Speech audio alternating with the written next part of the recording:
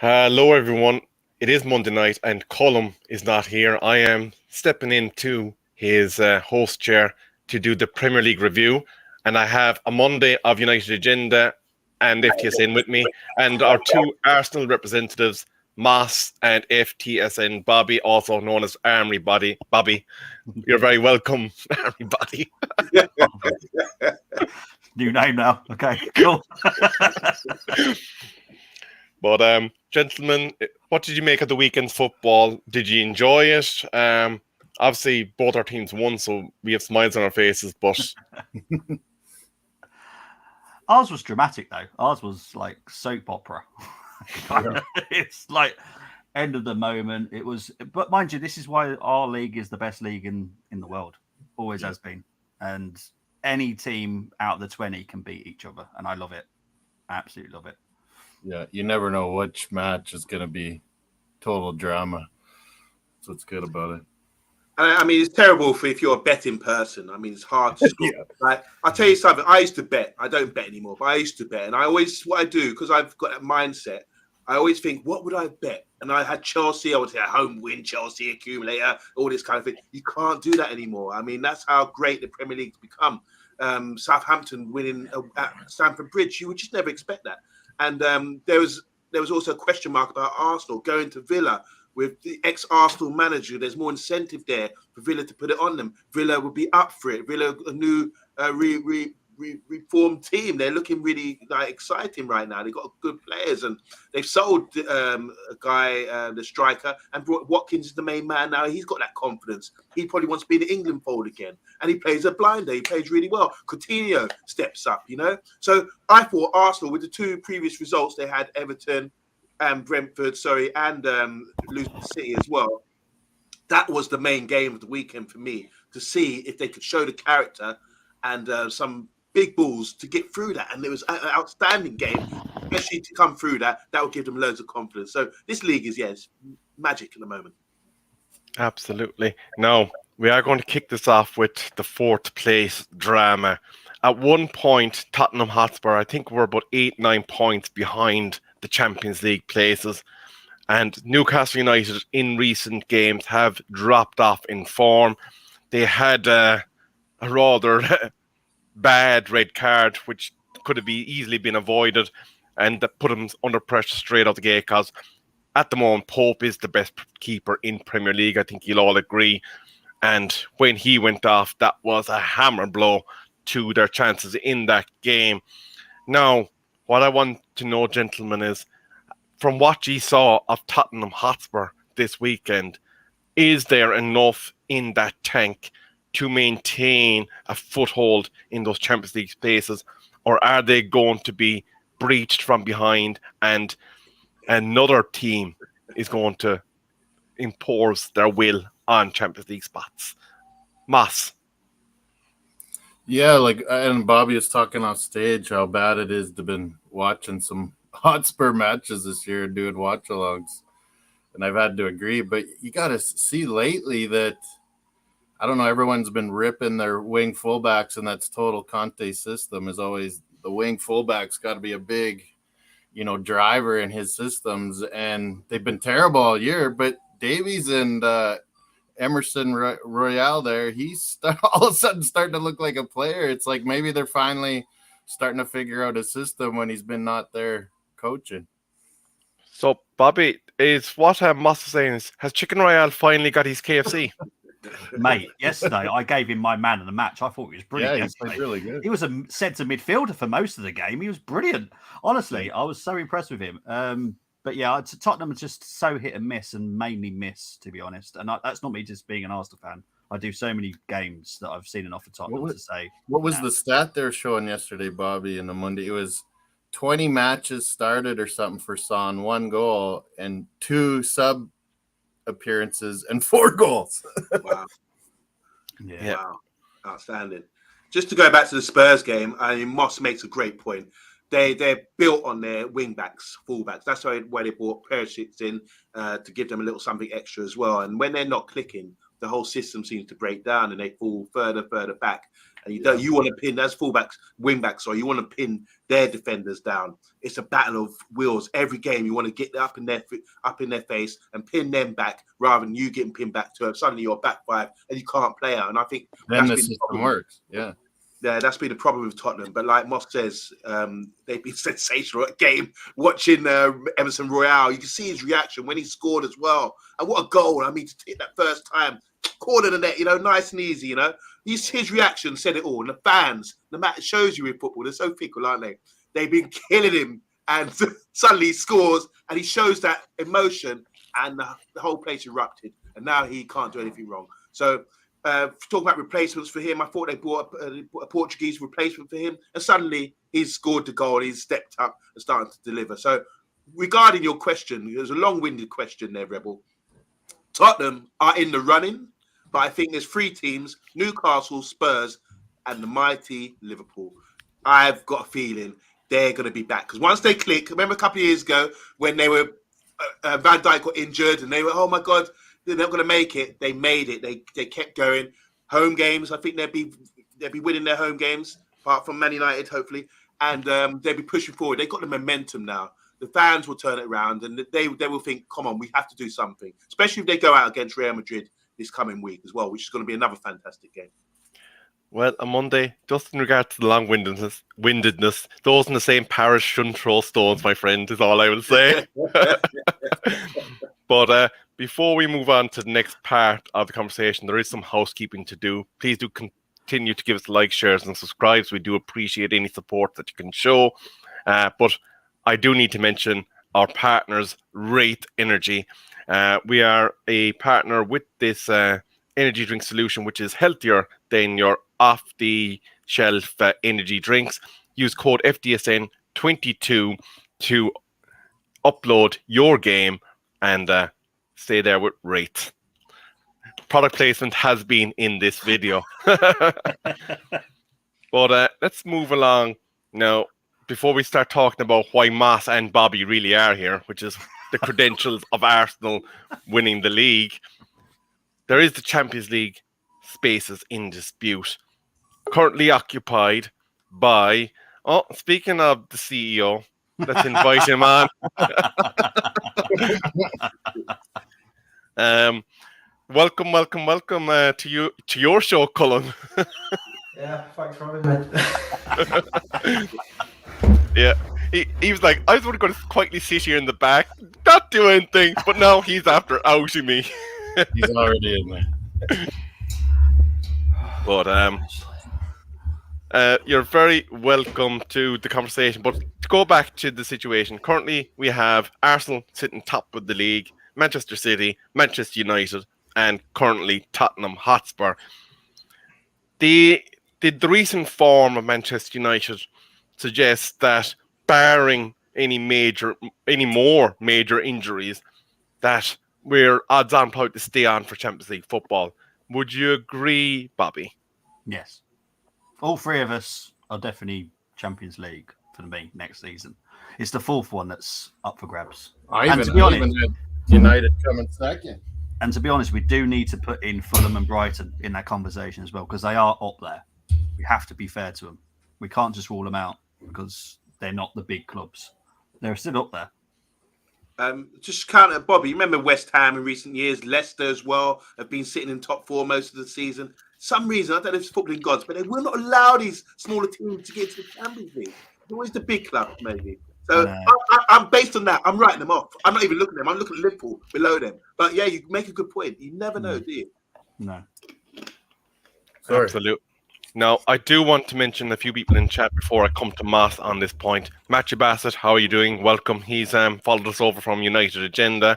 Anthony Herbert is a resident of both Armory and United Agenda. He loves putting a foot in both camps. And obviously, FDSN column his mouth. and Moss are developing omnipresence. They're trying to be in chat and on the show. Lads, come on now. I'm not paying you double for this. You're not getting an allowance for being in chat as well. So just forget about it. Double negative. But forget about it. You know, I'm walking here. You know what I'm saying? Forget about it.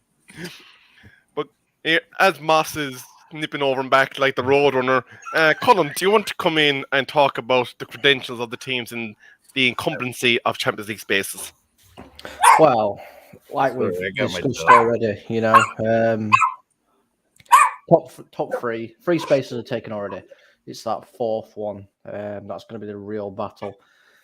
I'm going to back Brighton. I really do think Brighton have the outside chance of getting in. I think Newcastle are completely bottling it.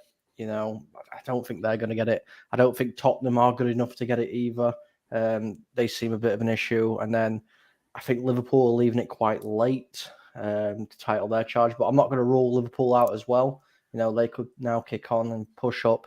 But for me, the favourite for that final spot is probably Brighton.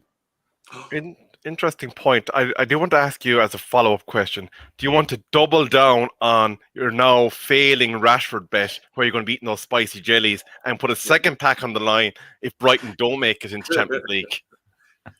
Do you know what, right? I will. I'll do it. I'll take you. You're doubling down, so it's 2 packs of jellies now. If Rashford scores his 18 goals, which is highly likely, and if Brighton don't make Champions League and any other team gets in there, you're eating a second pack of these things. Yeah, why not? Sure. Let's go ahead with it. Well, ladies and gentlemen, you have it here first. I need the panel's reaction to this absolutely crazy bet. I don't think it's crazy because, as I've said, you've got to consider Fulham and Brighton because they are up there. And De Zerbi is very underrated as a manager. I think it's very good. So I wouldn't be shocked. I'd love it personally. I think it'd be great if Brighton got fourth. But I just don't see it. I think, as Amondi said, the football gods, I think Liverpool might just sneak it. Just. Ground control to Major Moss. Are you in the building, sir? Ground control to Major Moss. Sorry, daytime streaming. My dog, he's good in the mornings and the evenings, but he doesn't think I should do this in the afternoons, I guess, when it's sunny. Bless him. Thoughts on the 4th place Champions League spot and then obviously the credentials of the other 3. Do you agree with the panel that they're locked and it's one spot that's up for grabs?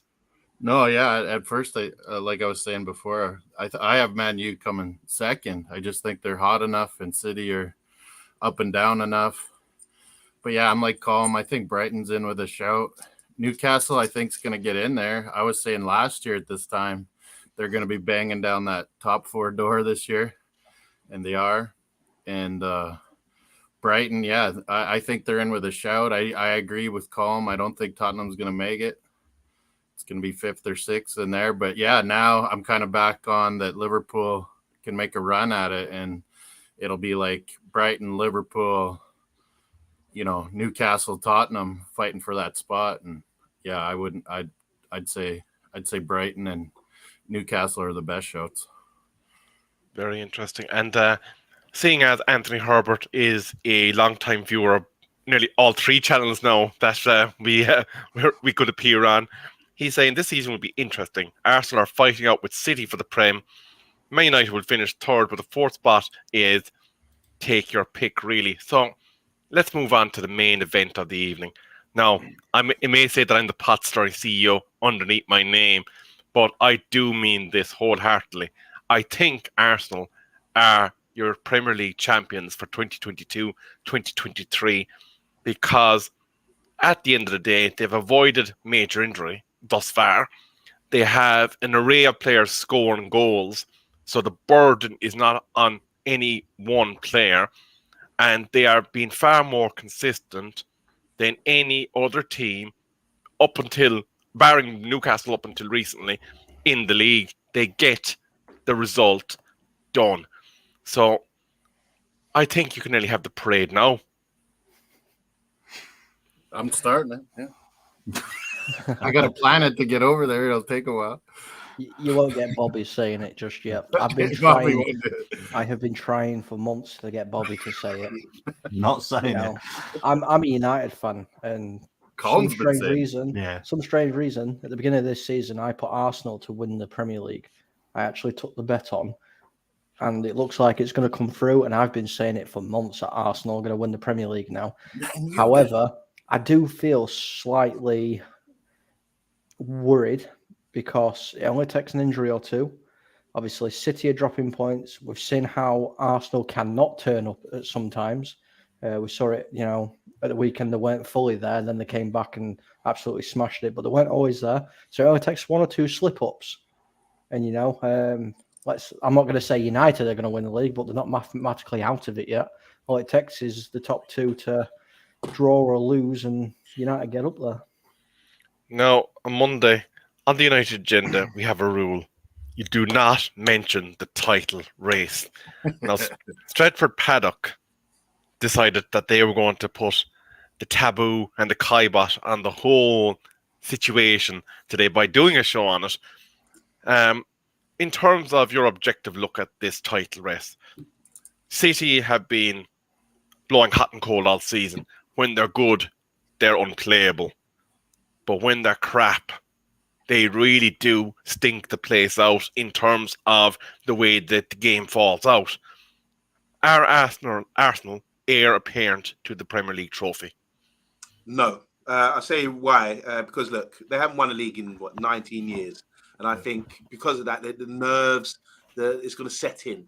We've had 3 games where they haven't won. I think they drew against Brentford, they lost against Everton away, and then Man City at home, they lost. And then he came back against Villa. But I do think there is an element of crumble in them. This is why they don't want to come out and be bold enough to say, yeah, we're going to win this. They play great football. One way, I think this is what I say, a bit one-dimensional, as in they overwhelm teams, get overloads in midfield. They're dominating games. They're attacking. They're doing all these great things. But what happens in the Premiership, which you can't be idle on, or you can't sleep on, is that teams adapt. There's so much data out there. When they're having their Friday night preview and they're going through all the information, they're going to say, how do we break down Arsenal? It's taken a while because they're being fantastic. But I think teams are now in that position to saying, right, this is how we're going to beat Arsenal. We'll be a bit more direct, open up their back 3 or at times, or back 2. And there's loads of gaps there to exploit. We saw Ollie Watkins run through the middle of them with Sabila Saliba the other day and score a lovely goal. 2 goals conceded. And that put the nerves in.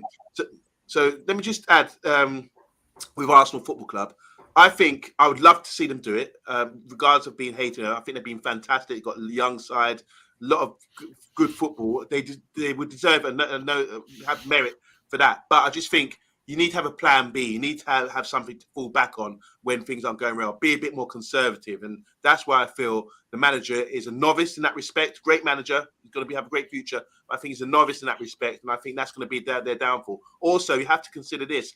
Like Bobby was saying at the start of the show, you're going to play teams in relegation zones soon. They're going to be fighting extra tooth and nail to win that game. You're going to be playing teams. Look how many teams are competing for the top 6. These teams are dangerous. Brentford, Chelsea are going to be on fire coming towards the end of the season. Liverpool, you got mid-table teams as well, like Crystal Palace, who want to go to Selhurst Park. Never an easy game, So when I'm looking at the fixture list, I'm thinking relegation battles, struggling for trophies, people trying to get into the top 4 or top 6 or whatever it takes. It's going to be tough. And if they do it, they deserve it. But I just think they're traditionally not conditioned for this. And I think they've got young players and they've got ready-made excuses to say, oh, we're young. Oh, we weren't ready for this. There's ready-made excuses there. So I don't think they're going to win it. I think you've got a team that's dominated for 10 years like Man City. And then you've got Man United who are coming up. They're we're well off the pace. But we're saying, yeah, we can win it. Don't hear that from Arsenal fans. So that's why I'm saying it's just like there's this spell cast in Arsenal right now where great football, one-dimensional, but I think the fans don't really, really believe in themselves. You only have to ask Moss and Bobby for that. I'm saying we can win it. So on Monday is putting a spell on you. So he is. But Bobby, I am going to steal something that you love doing to your guests. We're going to go to a Bobby's challenge.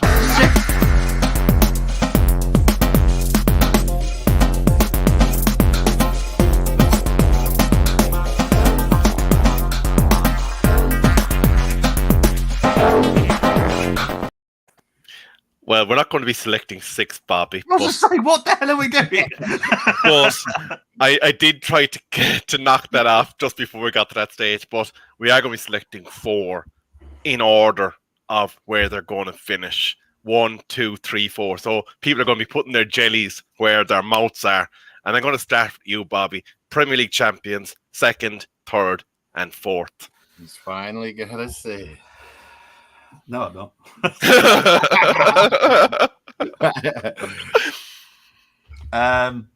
Okay, I actually do think City will just about win it. I think United will actually finish 2nd. I think Arsenal will finish 3rd. If I'm being honest. And 4th place. 4th. That's the hardest question. I'm just going to put my neck on the line and say Liverpool.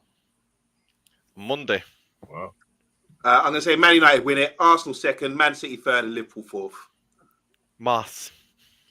Yeah. I think I said it before, but Arsenal's 1st. I said top 2 before the season started, so even Colm was ahead of me a little bit there.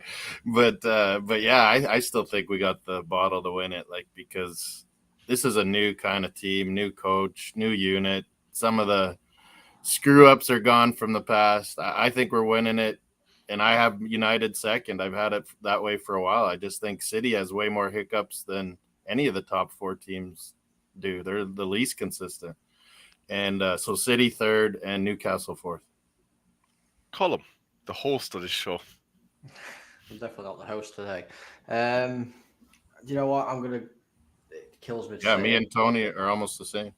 It's going to kill me to say it, but Arsenal 1st. Because they've got that game in hand and all they've got to do is keep winning, and then we can't physically catch them up. Then United, then City, and then Brighton. Right. Wow. Very interesting. Thanks. No. Bobby, you've been found out. You've been spotted. And he's probably going to be coming for you in the Army shows later on in the week. I've been consistent. I've always said it. I'm not just jumping. I've said if about end of March, beginning of April, then it looks like we might win it, then I'll say it. But until then, no, because I've watched Arsenal for 40 years. I know how it works. I know how it works. February's almost over, Bobby. It's almost over. I'm just going to read out before I give mine to finish up the show. I'm going to say to Paxton Pomcal, welcome to FDSN. He's saying Arsenal, United, City, Liverpool. Bobby says the silver one is saying Arsenal, Man United, Man City, and Spurs. And we already had Anthony's. He's aligned with Moss's.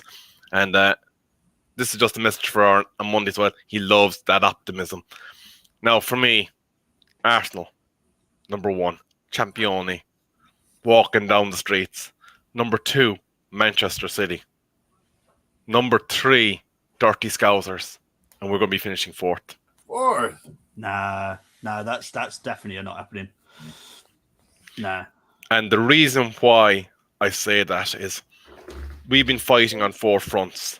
Yeah. That will take a toll in a competition. Which competition that's going to be remains to be seen.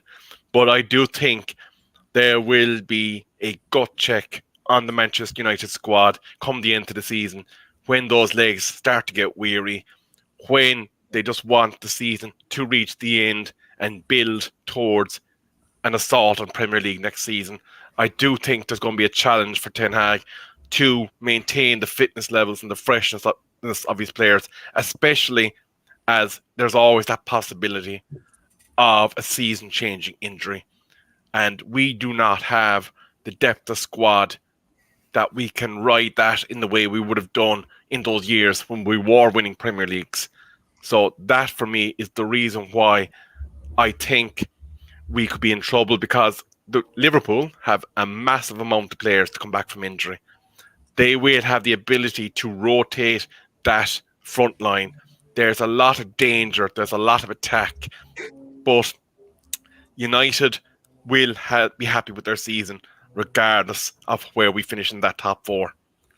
So I do think there's a possibility that we could tumble down just a wee bit. Sorry, can I jump in? Look, I've been thinking about this a lot, and I think when you're battle hardened and playing the same team over and over again, regardless of small squad, we've been managing it. A manager's got to do that job and rotate and bring people in and out, to do that. And we've been sort of taking the slow route towards the title. But I think we're getting there. I think this fatigue thing is a myth. I really do. The players are fit enough to get through 90 minutes. Trust me. The warm down, the ice baths, all this kind of technology they have these days, they're over it. They're ready to go days are later. So I don't believe in that. I think that's a myth these days. When you're Aston Villa in 1982, 1983, playing with a 14, 15-man squad, then I'd say, on these heavy pitches, then I'd say, yeah, maybe that fatigue could play a part there.